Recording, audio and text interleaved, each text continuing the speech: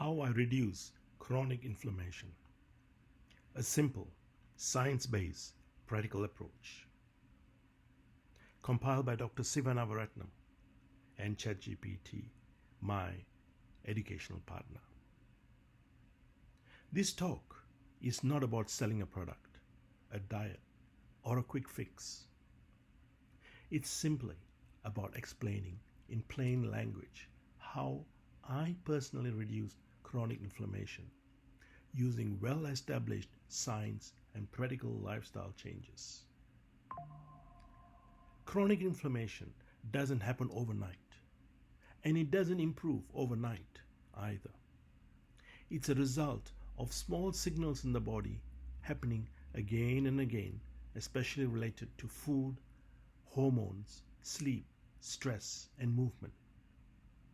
What I'll share today is not medical advice, but an educational framework that helped me understand why my body was inflamed and what actually happened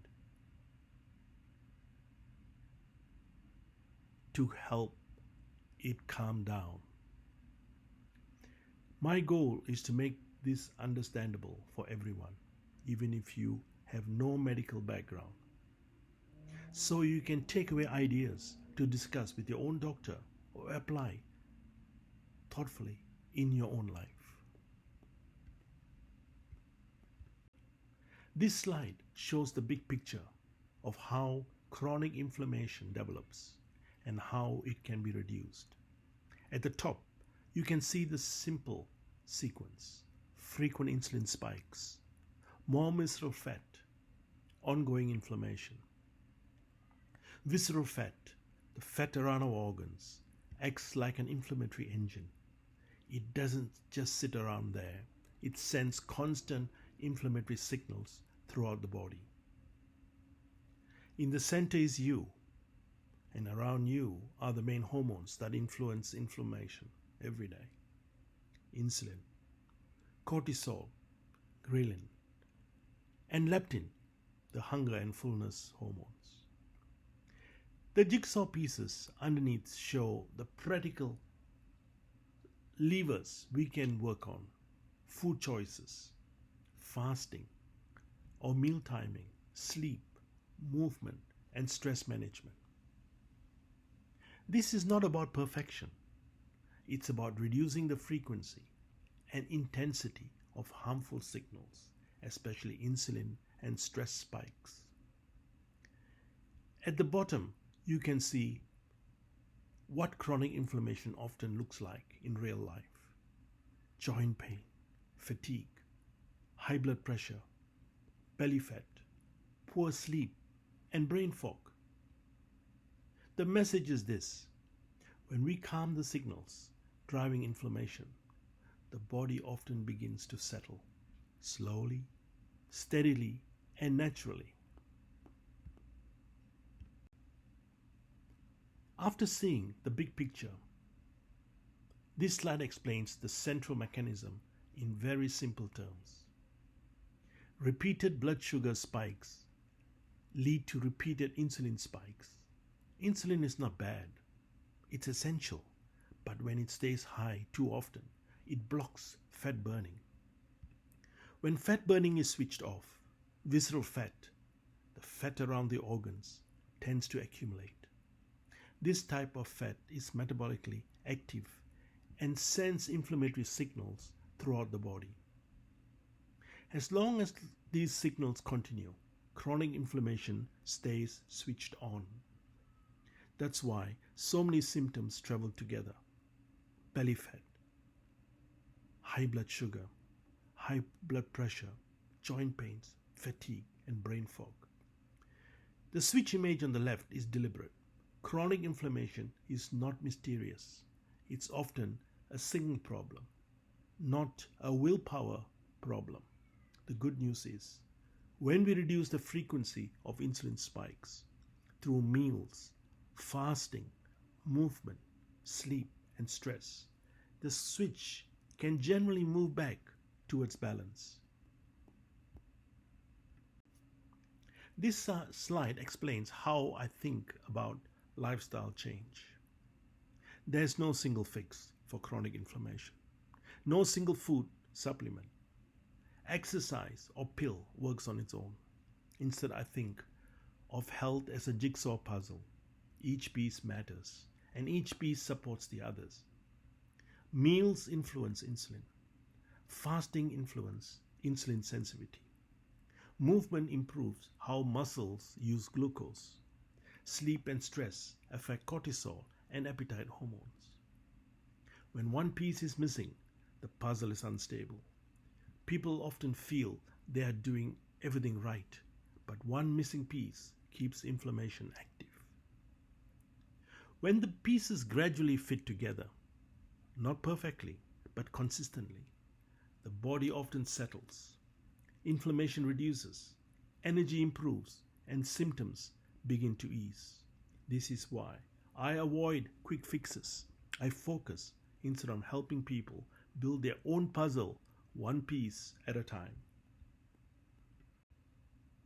The first jigsaw piece is about meals, not calories, not starvation, and not complicated rules. The key idea is how we start the day, starting with protein, about 30 grams, instead of sugar or refined carbohydrates, makes a big difference to blood sugar and insulin levels. Protein helps stabilize glucose and also increases GLP-1, a hormone, one of the body's natural appetite regulating hormones. This means people often feel fuller for longer and snack less through the day. Another simple principle is order matters. Eating protein and healthy fats first and carbohydrates last helps blunt blood sugar spikes, even if the total meal stays the same. This is where the Japanese approach is very helpful. Traditional Japanese meals are smaller, protein focused, and not central on sugar or refined carbs. It's a gentle, sustainable way of eating rather than an extreme diet. The aim is not perfection.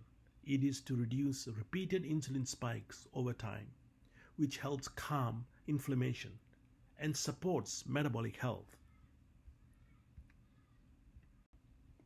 The second jigsaw piece is fasting, but not extreme fasting. What we're really talking about here is simple giving the body a break from constant eating. For most people, that means a 12 to 14-hour overnight gap between dinner and the first meal the next day. One of the most important habits is no snacking after dinner. Late night eating keeps insulin levels elevated and prevents the body from resting and repairing overnight. This jigsaw piece is about movement, and importantly, gentle, regular movement. One of the simplest and most powerful habits is a 10-minute walk after meals. Even a short walk helps lower blood sugar levels and reduce insulin spikes. Over the day, aiming for around 7,000 to 10,000 steps is a practical and realistic target for many people. But remember, this does not need to happen all at once. If you are short on time or steps, the Japanese interval walking is a helpful option. Short bursts of slightly faster walking followed by easy walking. The key message is this: you don't need intense exercise to benefit. Moving often at a comfortable pace supports blood sugar control, reduces inflammation, and improves overall health. Small movements done consistently really do add up. The fourth jigsaw piece is muscle strength. Muscle is actually the largest glucose sink in the body. That means the more muscle we have and the more we use it, the better the body can handle blood sugar. Strength training does not mean heavy weights or bodybuilding. Even simple resistant exercises done 2 to 3 times per week make muscles more sensitive to insulin. This helps glucose move out of the bloodstream into the muscle, where it is used as fuel rather than stored as fat. Strength training also improves balance, stability, and confidence, which becomes increasingly important as we grow older. The key message is that it's never too late to start.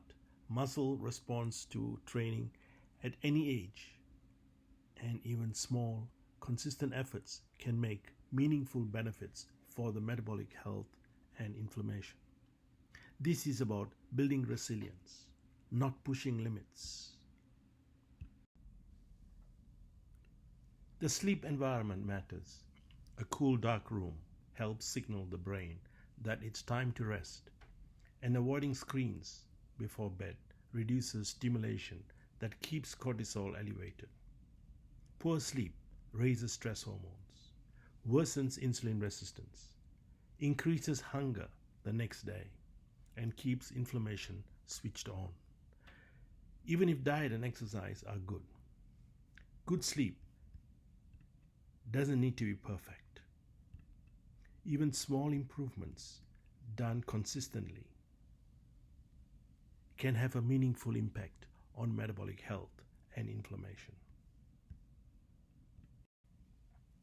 The final jigsaw piece is stress and the body clock, and how body responds to light, time, and daily rhythm. One of the simplest and most powerful habits is morning sunlight exposure. Natural light early in the morning helps reset the body clock, improves sleep later that night, and regulates cortisol levels. Eating meals within daylight hours also supports the body clock. Late night eating sends signals that are mixed to the body and keep stress hormones and insulin active when they should be winding down. Chronic stress keeps cortisol elevated. When cortisol stays high, inflammation tends to stay high as well, even if diet and exercise are good. The goal is not to eliminate stress, that's important, but to lower background stress and improve how the body responds to it. Simple routines, light exposure, connection with others, and predictable daily patterns help calm the nervous system. When cortisol settles, inflammation often settles too. This piece completes the puzzle. When meals, movement, sleep, and stress are aligned with the body clock, the whole system works more smoothly. This slide brings everything together. I didn't fix inflammation by chasing one solution. I focused on lowering repeated insulin spikes across the day. As insulin settled, visceral fat gradually reduced. And that matters because visceral fat is one of the main drivers of inflammatory signals.